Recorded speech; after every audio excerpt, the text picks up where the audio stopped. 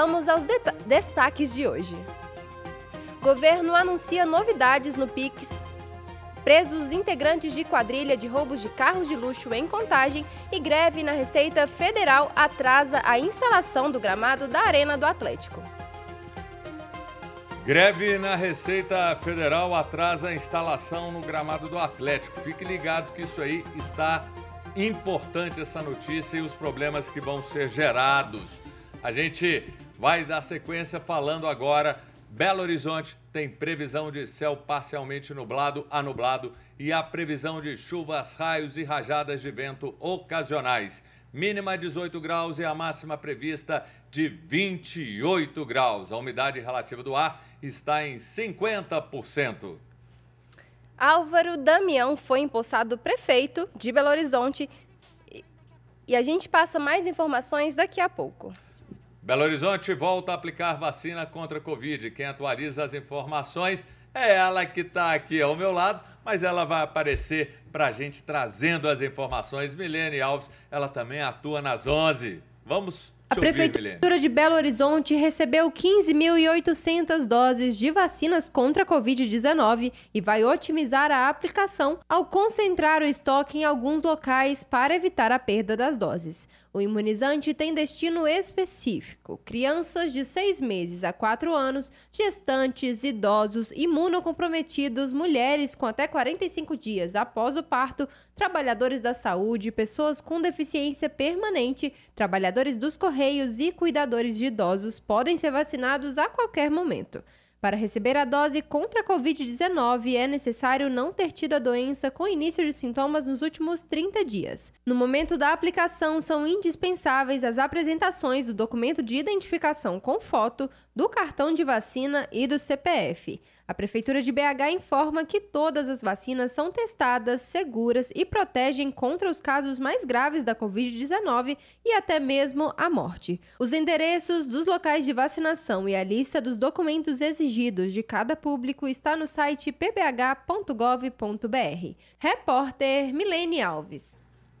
E a cidade de Poços de Caldas, no sul de Minas, confirmou o primeiro caso de febre amarela em um ser humano neste ano. O paciente, um homem de 36 anos, está em tratamento médico e sendo monitorado pelas autoridades de saúde. A Secretaria de Saúde da cidade vai intensificar as visitas domiciliares dos agentes de endemias, além dos mutirões de vacinação. Até o último dia 12 de março, Minas Gerais registrou 3 mortes por febre amarela em 2025. Casos de hepatite aumentaram em Belo Horizonte e a Prefeitura inicia monitoramento na capital. O destaque é da repórter Letícia Bessa.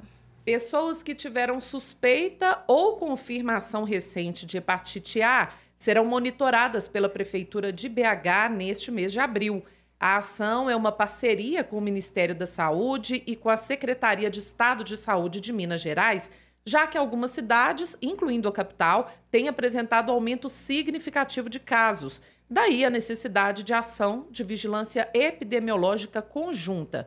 Os contatos para monitoramento serão feitos por e-mail ou telefone. O objetivo, segundo a Prefeitura, é verificar possíveis fatores que levaram ao aumento nos registros e as medidas para controle e prevenção à doença. Durante todo o ano de 2023, em Belo Horizonte, foram 8 casos de hepatite A confirmados. Em 2024, foram 176. E somente no primeiro trimestre deste ano, a capital já contabiliza 41 casos. O Executivo reforça que não será solicitado pagamento para a participação e nenhum dado bancário será solicitado. Repórter Letícia Bessa. Obrigado, Letícia. O TCE, Tribunal de Contas do Estado, emitiu uma decisão liminar que proíbe a Fundação Hospitalar do Estado de Minas Gerais de assinar o contrato de administração terceirizada para o Hospital Maria Amélia Lins. A intenção do governo mineiro era transferir imediatamente a gestão da unidade para o consórcio Instituição de Cooperação Intermunicipal do Médio Paraopeba. Segundo a sentença do Tribunal de Contas, a assinatura do contrato de terceirização só pode acontecer depois da análise dos termos da concorrência a ser feita pelo próprio tribunal. E olha que legal, os Correios vão lançar neste semestre uma plataforma de comércio virtual chamada Mais Correios, para fazer concorrência a empresas como o Mercado Livre e a Shopee. Segundo a direção da estatal, a intenção é expandir o campo de atuação da empresa para atender consumidores em todo o Brasil. Gostei! Ainda em 2025, esse seria um diferencial em relação às concorrentes, que se concentram em entregas rápidas ou preços mais competitivos, focados na região sudeste. Os Correios, por sua extensa rede de unidades, atenderiam todo o território nacional. E uma notícia que até hoje eu não consigo entender, viu, Milene? Por que nada é feito de forma efetiva com aqueles que roubam os cabos, os fios, e isso gera tanto problema na nossa cidade. E nesse caso, 106 bairros de Belo Horizonte podem ficar sem água hoje, principalmente no Barreiro e na região oeste, por causa do furto de cabos de energia elétrica em uma unidade de captação da Copasa. Segundo a empresa, a normalização do abastecimento ocorrerá a partir do momento em que a energia elétrica for restabelecida. A Polícia Civil libertou nesta manhã um empresário do ramo de transportes que havia sido sequestrado em Santa Luzia, na região metropolitana de Belo Horizonte. O delegado Tiago Machado, chefe do DOESP, Departamento Estadual de Investigação de Operações Especiais, explica como ocorreu a libertação. Na última terça-feira, dia 1º de abril, a Polícia Civil de Minas Gerais foi acionada devido à extorsão mediante sequestro que ocorreu tendo como vítima o empresário do ramo de transportes do nosso estado. Imediatamente, a Delegacia Especializada Anti-Sequestro do Departamento Estadual de Operações Especiais foi acionada e iniciou as investigações. Esse indivíduo foi levado para um cativeiro e aí os familiares começaram a receber ameaças de morte sobre a vida dessa vítima, exigindo pagamento de quantia em dinheiro para sua liberdade. A partir de então, as investigações foram intensificadas, a Polícia Civil participou da negociação entre os familiares e os sequestradores e, na data de hoje, culminou na libertação dessa vítima com a sua integridade física totalmente intacta, sem o pagamento de resgate. Nesse exato momento, a vítima se encontra em sua residência com seus familiares e as investigações continuam no intuito de identificar quem são os indivíduos responsáveis por essa conduta criminosa. Agora sim, a gente vai falar sobre o prefeito Álvaro Damião, ele empossado hoje na Câmara Municipal de BH. E quem traz as informações é a repórter Erlaine Grace, ao vivo. Boa tarde, Erlaine. Boa tarde, Júnior. Boa tarde, Milene, a todos que acompanham Rede Notícia. A posse acabou de acontecer. Álvaro Damião assume agora todo o comando da Prefeitura de Belo Horizonte. Suas primeiras palavras foram em agradecimento às autoridades presentes, como o governador Romeu Zema, vereadores, prefeitos, representantes da segurança pública, a Câmara Municipal e outros presentes. Em seguida, o prefeito falou sobre o momento difícil de tomar posse nessas circunstâncias, devido à perda do Fuad Noman na semana passada. Ele falou também sobre os desafios dessa nova gestão e citou a homenagem feita ao Fuad Noman. Vamos ouvir. O desafio é muito grande, o legado do Fuad já era grande, tanto era que elegeu ele prefeito da cidade. Então, o desafio é muito grande.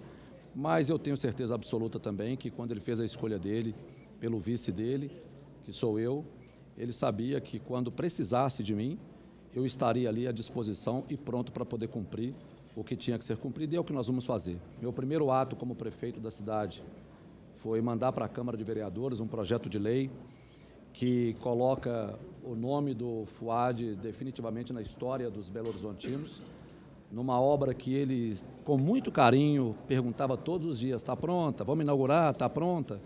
Que é a praça da Sulacap, ali na Avenida Afonso Pena.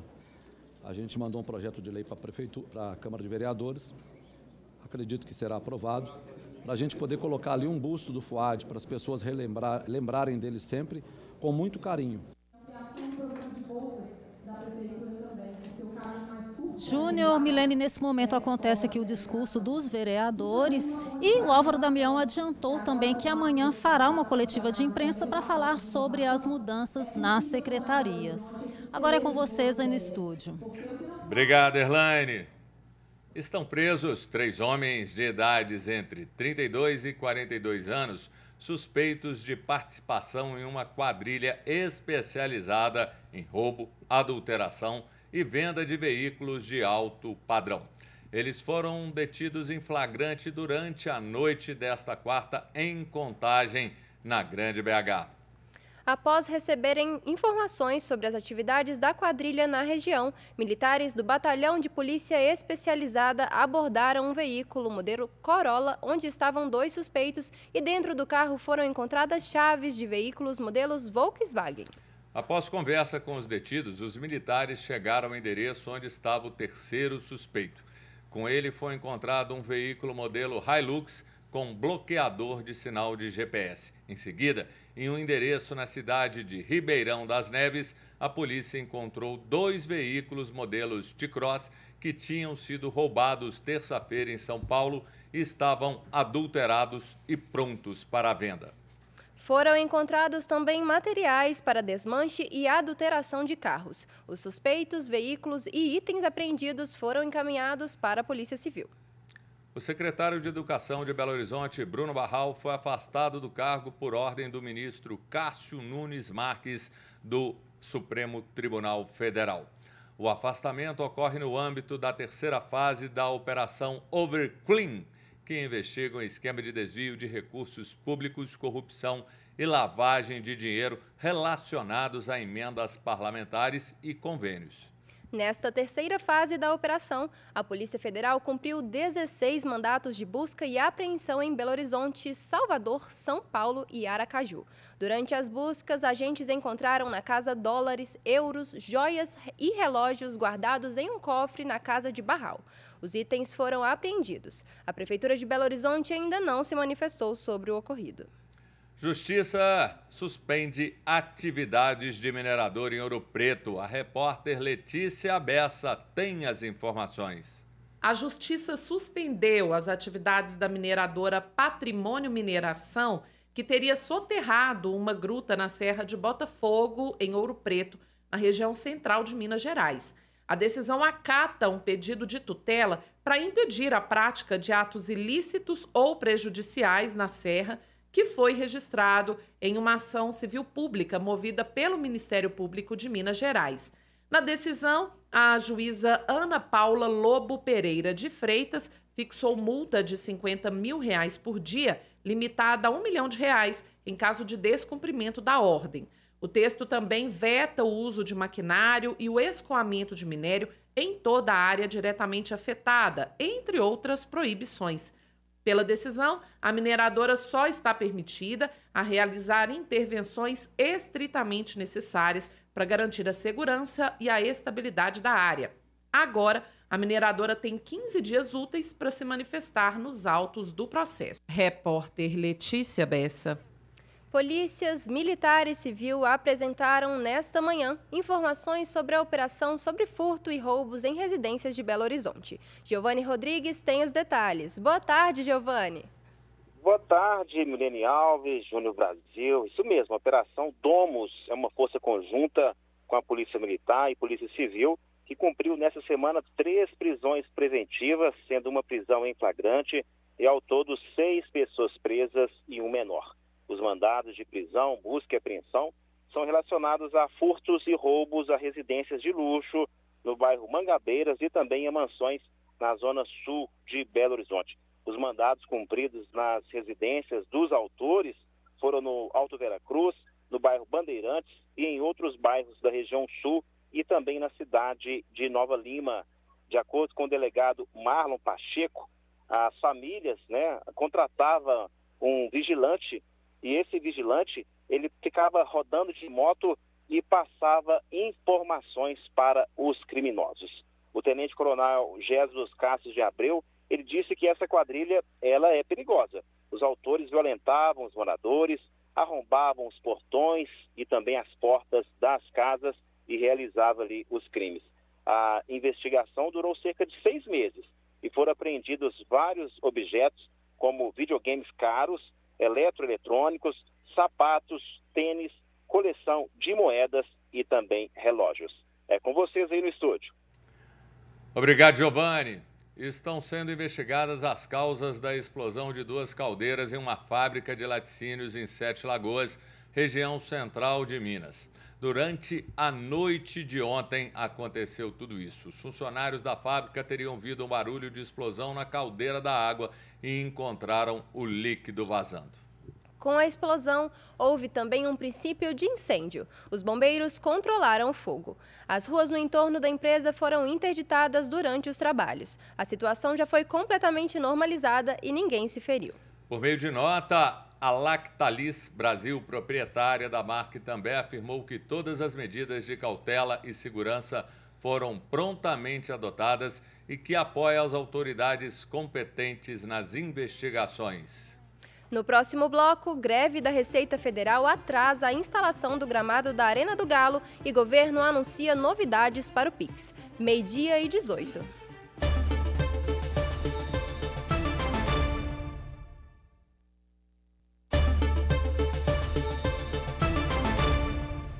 E foi definida a arbitragem para o jogo do Cruzeiro Internacional em Porto Alegre, domingo, às 6h30 da tarde. Confronto válido da segunda rodada do Brasileiro.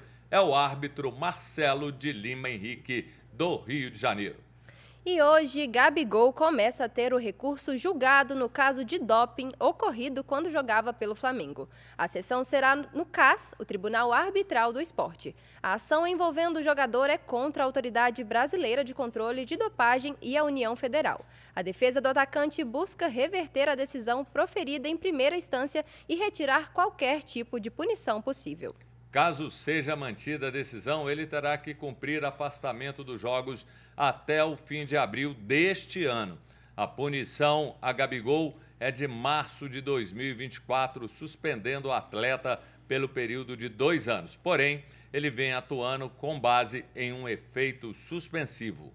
E o Sub-20 do Cruzeiro empatou em 3-3 com o Red Bull Bragantino em Atibaia pela 4ª rodada do Brasileiro. Batistella com 2 gols e Kaique Kenji com 1 marcaram para o Cruzeiro. O empate manteve o Cruzeiro na liderança da competição com 10 pontos. O Santos pode ultrapassar o Cruzeiro e, por isso, a garotada do Sub-20 torce contra a equipe santista no jogo de hoje à tarde contra o Palmeiras.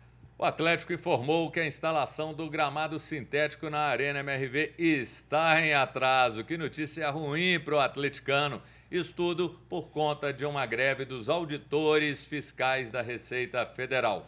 Parte da grama está embargada no aeroporto de Viracopos, em Campinas, e aguardando a fiscalização para ser direcionada ao estádio. O clube estima disputar no mínimo mais 3 jogos no Mineirão e não coloca uma data certa para a utilização da Arena MRV. Sei que o torcedor atleticano está torcendo para esse imbróglio ser resolvido rapidinho. E foi definida também a arbitragem do jogo do Atlético contra o São Paulo, domingo, no Mineirão, às 4 da tarde. O apito fica a cargo de Ramon Abate Abel, de Santa Catarina. E pelo menos dessa vez a gente não vai ter Cruzeiro e Atlético jogando no mesmo horário. Isso é muito ruim, viu, Milene? O governo de Minas lançou um novo protocolo de atuação das forças de segurança nos jogos de futebol em Minas Gerais, durante reunião do Conselho de Defesa Social na cidade administrativa. A partir de agora, a Polícia Militar vai voltar a atuar dentro dos estádios. Uma boa notícia.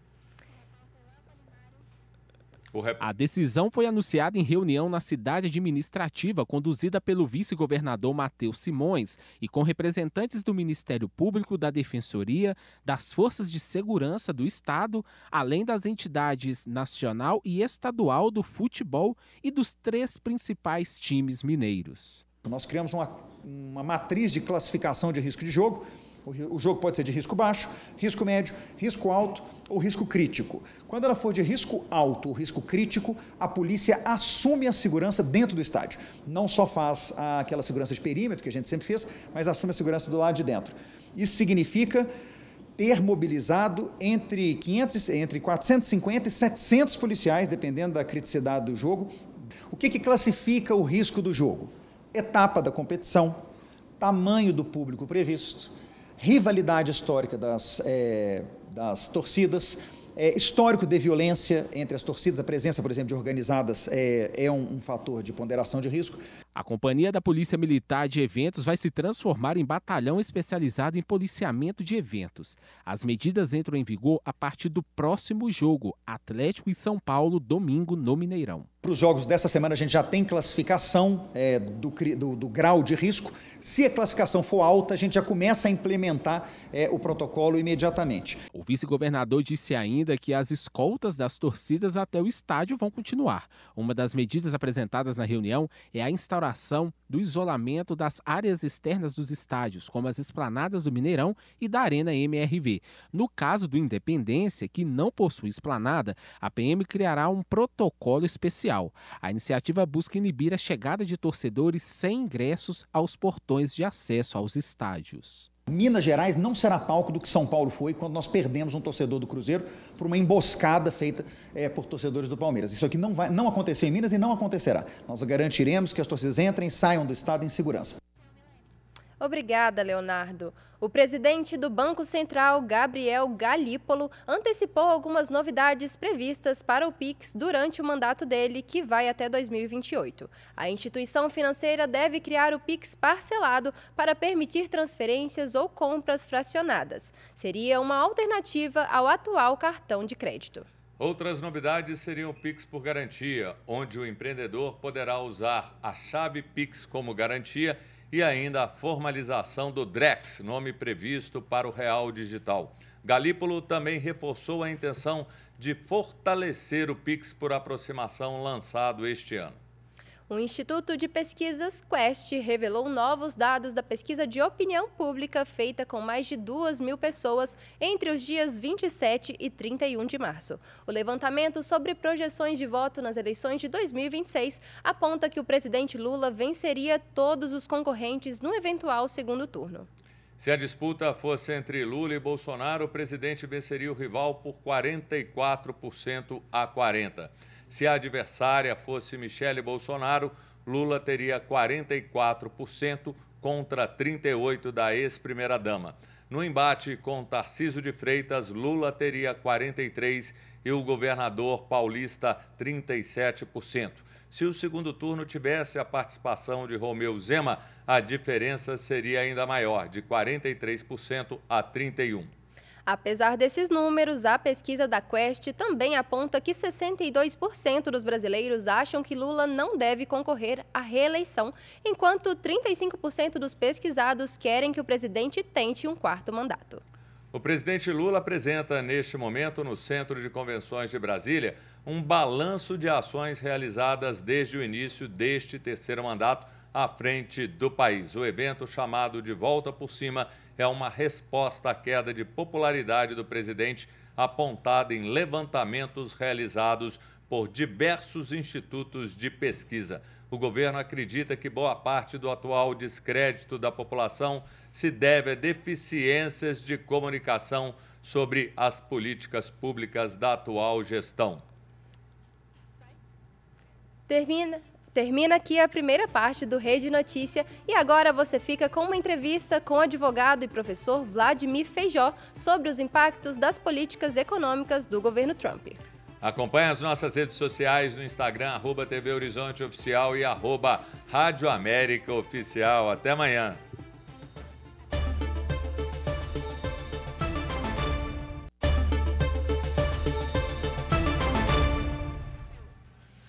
Olá, este é o nosso Rede Notícia Entrevista, momento de discutir os assuntos que estão em pauta em Minas, no Brasil e no mundo, sempre com uma linguagem acessível para que você, ouvinte e telespectador, possa entender e tirar suas conclusões sobre os temas abordados por aqui. Saudamos a quem nos acompanha pelas emissoras da Rede Catedral de Comunicação Católica, TV Horizonte, Rádios América, FM 107,1 e Rádio Cultura AM 830 e também pelo YouTube. Comigo, João Eduardo. Muito obrigada, João. Mais uma vez nós aqui, né? Estamos aí, Juliana. Boa tarde. Agora, 12h33. O presidente dos Estados Unidos, Donald Trump, anunciou ontem 10% de taxas para produtos brasileiros. Trump mostrou o valor da taxação ao levantar uma placa feita por seu governo com os valores de taxas para diversos países pelo mundo. Ficou até meio caricato isso, né? O republicano ainda afirmou que as medidas vão ser aplicadas para adversários e também parceiros históricos. Para comentar sobre os impactos políticos e até mesmo econômicos dessas medidas, nós recebemos em nossos estúdios hoje o advogado, professor e analista internacional Vladimir Feijó, esse professor que me salva às vezes 2 horas da manhã quando eu ligo para ele e falo, pelo amor de Deus, preciso de alguém para comentar esse assunto. Que cruz, hein, professor? Ele sempre está acordado, nos ajudando. Professor, boa tarde, bem-vindo. Boa tarde, João. Boa tarde, Juliana. Satisfação estar aqui na Rede Notícias. Ô, professor, vamos começar do começo, né? Quais que são os objetivos? O que a gente pode pensar, né, do que vem por aí do governo Donald Trump em taxar essas importações de produtos de outros países? É um recado para os blocos econômicos? O Trump tem uma ideologia, uma mentalidade que os Estados Unidos está sendo injustiçado, porque nominalmente está acostumado a cobrar imposto baixo comparativamente com outros países que têm alíquotas maiores. Mas isso não deixa de ser uma opção ideológica que os Estados Unidos construiu desde a década de 90, que é o caminho do liberalismo internacional. Menos imposto significa produtos mais baratos e é aquilo que a gente permitiu construir ao longo das décadas, a chamada globalização. Produtos produzidos num país onde ele tem um custo mais baixo e vendido para milhões de pessoas ao redor do mundo. E isso faz vice-versamente. O Trump também alega que a população americana está prejudicada pela perda de empregos, o desemprego alto ou empregos com boa remuneração que saíram do país. Então ele acredita que essa, aspas, reserva de mercado, já que o produto interno não vai pagar o mesmo imposto de produto que vem de fora, vai estimular investimento de americanos ou de outros países na economia americana e isso geraria novos empregos. Ele só pode estar enganado de alguma forma, que quem paga o imposto é o consumidor, que vez por outra, enquanto não se produz interno, só vai ter que gastar mais, portanto vai consumir menos, vai ter que escolher o que consumir. E o segundo lugar, o mercado de produção não é o mesmo de 1940, 50 e 70, a gente tem muita mecanização, a internet, a inteligência artificial também já comeu parte dos empregos que não voltam mesmo você falando de imposto. Você dependeria mesmo de produzir interno, mas não necessariamente tendo empregos para fazer isso. Professor, agora fazendo um balanço sobre essas medidas para os países aliados, né? Como que essa medida pode ser interpretada, por exemplo, pelo Brasil, por países que são considerados aí de muito e muito tempo aliados dos Estados Unidos e pelos inimigos, no caso a Rússia, que vive uma guerra fria aí com os Estados Unidos já há muito tempo? Eu imagino que China, em especial, China que o Trump também, tem claro, falado que é a principal rival dos Estados Unidos nesse século XXI, está se preparando para um embate com os Estados Unidos há anos, no mínimo desde o primeiro mandato do Trump, lá em 2016, já buscando alternativas. Os que foram mais pegos de surpresa foram os aliados europeus, esses aí que é dessa aliança transatlântica, parte militar também da OTAN, mas cuja economia é muito interligada. Eles estão surpreendidos e tendo que reinventar, inclusive no aspecto militar, a disputa, João, com a Rússia já fez eles terem dúvidas se os Estados Unidos vai seguir de aliado e ter que procurar alternativa. Agora eles estão na dúvida também da parceria econômica.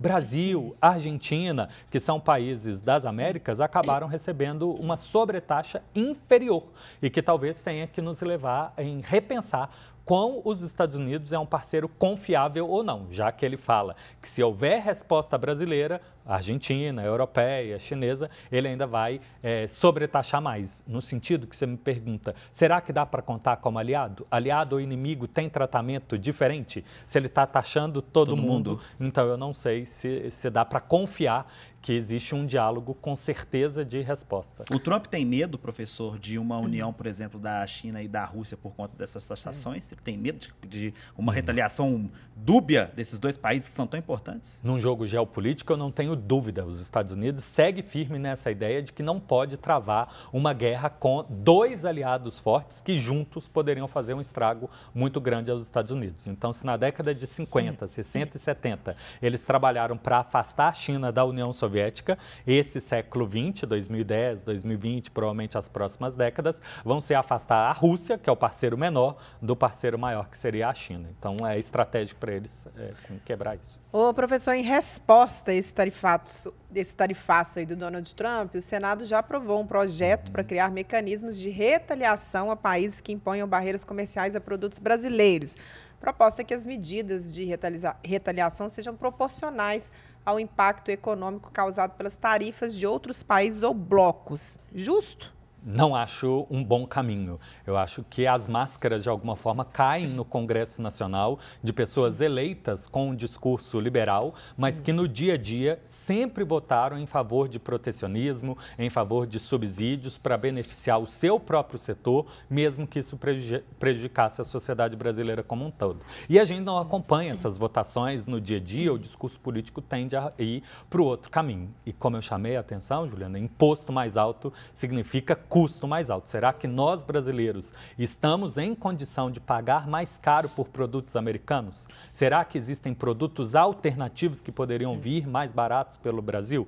Lembrando que não é só o preço do produto, não é só o imposto. A gente tem que pensar também o frete, se existe caminho logístico para entregar no tempo e no volume que a gente está acostumado. Então, eu vejo com muito medo isso, porque se a gente aumenta o imposto, ele vai ter mais justificativa para aumentar ainda mais. Justamente. Agora, é aquilo que a gente estava falando, né? Isso abre também possibilidade dos consumidores buscarem outros produtos em outros países, né? Ou seja, deixar essa influência americana, né? Esse consumo do que é dos Estados Unidos. Bate diretamente nessa questão da globalização, né? Eu acho que esse pode ser um caminho realmente a acompanhar nas próximas semanas. O mundo pode optar por não retaliar, aumentando imposto para todo mundo. Retaliar só para os Estados Unidos e fazer a contraposta. Olha, já que os Estados Unidos está fechando o seu mercado, nós vamos fazer o caminho diferente, o caminho de abrir. Então, aquela tratativa de área de livre comércio, Mercosul, União Europeia, que está travada, pode ser uma oportunidade de dizer, não, nós somos defensores da convivência pacífica, dos mercados que trabalham juntos e vamos baixar o imposto entre nós. Você acha que a União Europeia consegue fazer essa negociação a ponto de conseguir motivar até outros blocos econômicos, outros países até mais longínquos a fazer isso? O João, em especial, você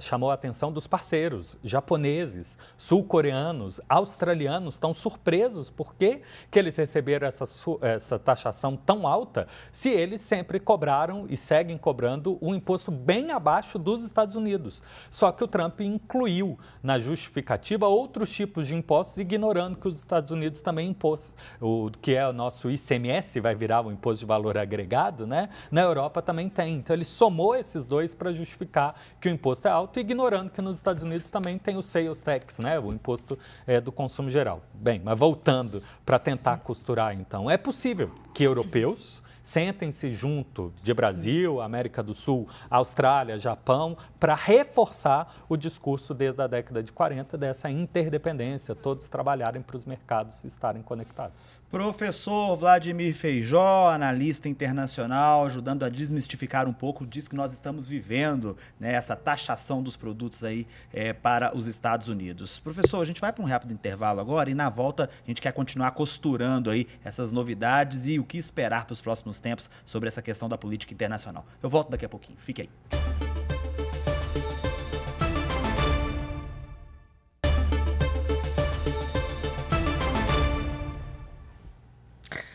Estamos de volta, Rede Notícia Entrevista hoje, recebendo o advogado e professor Vladimir Feijó, analista internacional, falando sobre os impactos políticos das taxações do governo americano a produtos importados. Professor, vamos voltar a essa questão dos blocos econômicos, vamos falar dos BRICS agora. Como é que eles podem se comportar diante dessa medida do presidente Trump? Os BRICS apareceu como uma alternativa ao crescimento global que não pelas economias tradicionais do G7, especificamente argumentando que eles são grandes o suficiente, mas têm pouca voz e pouco peso na decisão dos organismos tradicionais, seja a ONU, seja o FMI, Banco Mundial, a MC, OMC. Então, eles querem ter e tentar costurar uma coesão, que por enquanto não existe. Eles são países bem diversificados. É um grupo que tem democracias e autocracias, tem países de regime fechado, economia mais fechada, ainda mais agora que se ampliou. Ele insiste que defende o direito internacional construído no pós-Segunda Guerra, mas que precisa ajustes no poder de voto e discussão.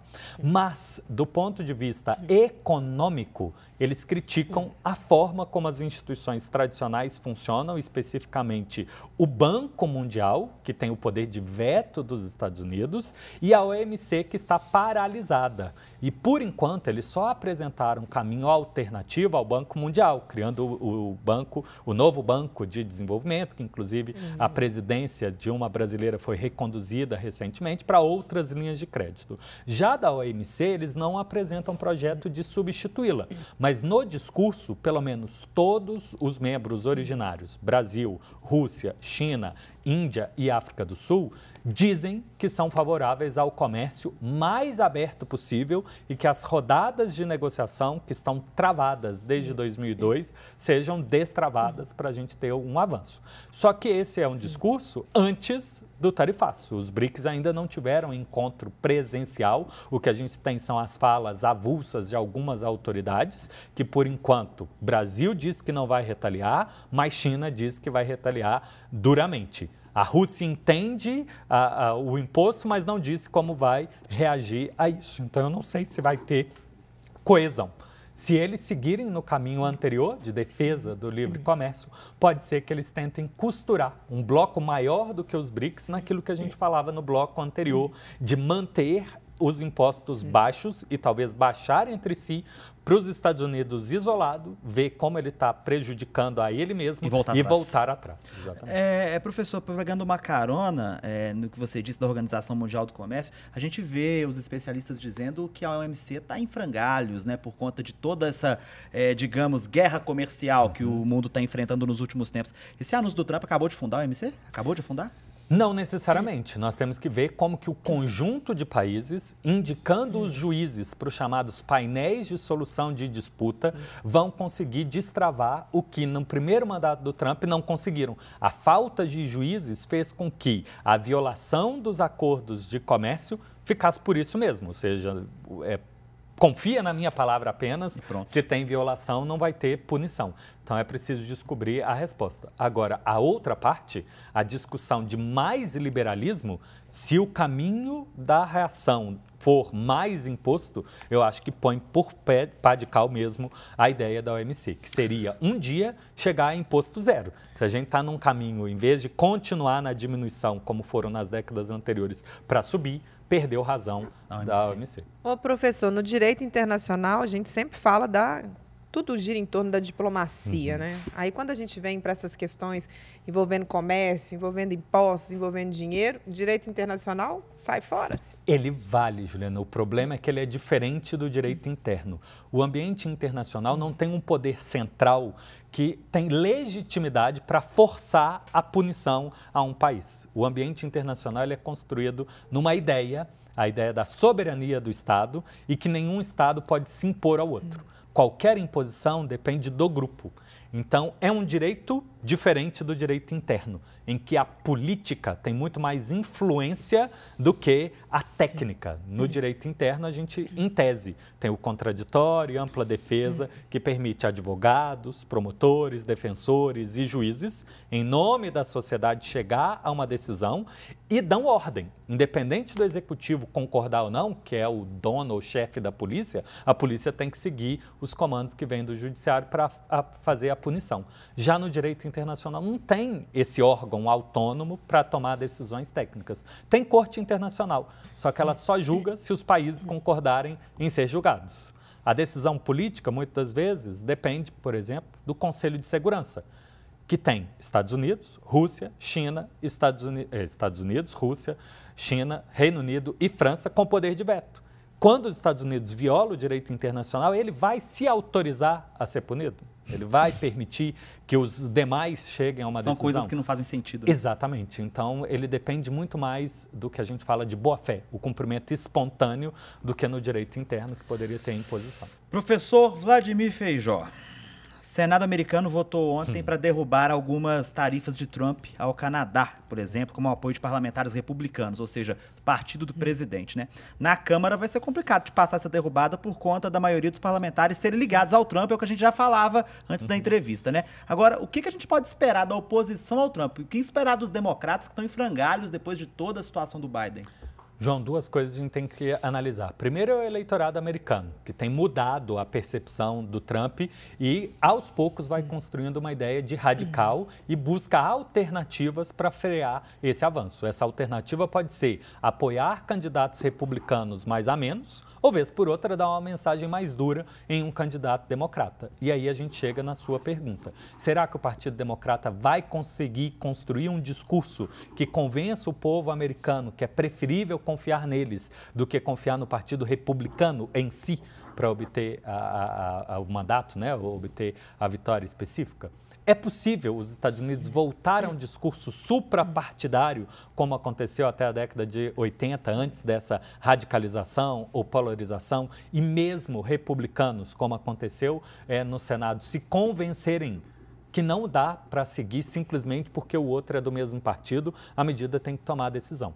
Os americanos vivem um problema muito sério de moradia. A casa deles é construída de madeira.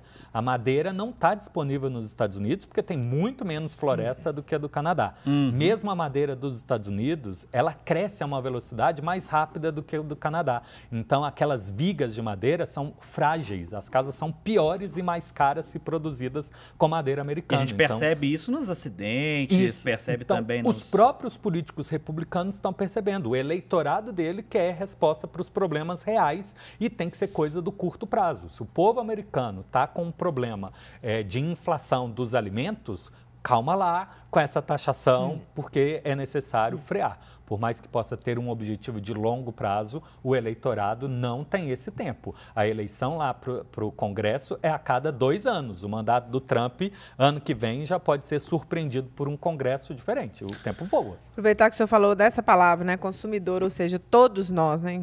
A gente já adiantou aqui que a vida da gente está ficando cada dia mais difícil, né? A gente está vivendo inflação para tudo quanto é lado. Aqui também vai ser diferente. A gente corre para onde, professor? Não sei, Juliana. Eu sei que o mundo se acostumou com a globalização e com as cadeias de produção, que existe esse freio que acha que está demais e quer ter soberania, só que as pessoas ainda não estão conscientes que não dá para produzir tudo no nosso território, que o mundo é interligado. O mercado, ele quer lucrar. Então, vejam, por exemplo, o caso do ovo. Os Estados Unidos desmantelou o sistema de saúde deles, não comprou vacina, difundiu uma gripe dentro das aves no território americano, tiveram que matar mais de 3.000 aves. E aí, quem produz ovo no mundo inteiro vai vender por quem paga mais. E dentre eles, a indústria americana, com muitos alimentos processados, está comprando o ovo do Brasil. Isso acaba doendo no bolso do povo brasileiro, que tem menos ovo à disposição e mais caro. Aí você replica isso para o suco de laranja, você replica isso para o tênis, você replica isso para a roupa. As coisas de consumo que todo mundo consome. Então, de duas, uma. Ou a gente vai continuar pagando com o preço mais caro, ou a gente vai ter que entrar no orçamento contido e ter que começar a escolher o que compra e substituir um produto por outro. Cada dia que passa, eu acredito que o negócio é ter um sítio, criar umas galinhas, sabe? Pelo menos alguma subsistência, pessoas plantar uns negócios. Eu também tô nessa ideia. Que isso aí é aproveitar futuro, que eu já moro em Caeté já ajuda bastante. Mas 200 milhões de brasileiros não conseguem ter sítio e produzir alguma coisa. Professor, a gente já falou sobre isso, mas a gente já está encerrando a nossa entrevista, mas eu quero ressaltar isso mais uma vez. Essas medidas do Trump, elas podem aproximar outros países, inclusive inimigos históricos, e impulsionar novos tratados comerciais? Acredito que sim. Diante a incerteza se os Estados Unidos é aliado e dá para confiar, países vão procurar lidar com outros países de uma maneira diferente. E na medida em que eles deem garantias que os Estados Unidos não dá, pode sim formar-se novas alianças. Ô, professor, rapidinho, a gente pode dizer que a gente está diante de uma nova ordem mundial? Os Estados Unidos estão reescrevendo a história? Eu não tenho dúvida disso. É uma nova fase. A gente teve uma revisão do mundo depois do 11 de setembro e a gente tem uma nova revisão do mundo, no mínimo desde o primeiro governo Trump, que aí se soma à guerra da Ucrânia e essa já é um somatório de muitos indícios que a realidade não é a mesma que a gente viveu 2 décadas atrás ou 3 décadas atrás. Salve-se quem puder, professor. Muito obrigado pela presença, professor Vladimir Feijó, analista internacional e também professor. Muito obrigado pela presença conosco. Satisfação grande. Obrigado pelo convite. A gente fica por aqui, né, João? Então, agradecer a todo mundo pela audiência. Siga a gente nas nossas redes sociais. Você fica agora com Bola na Rede com o Júnior Brasil. Um abraço e até amanhã. Até amanhã, Juliana. Deus nos guarde nessa quinta-feira.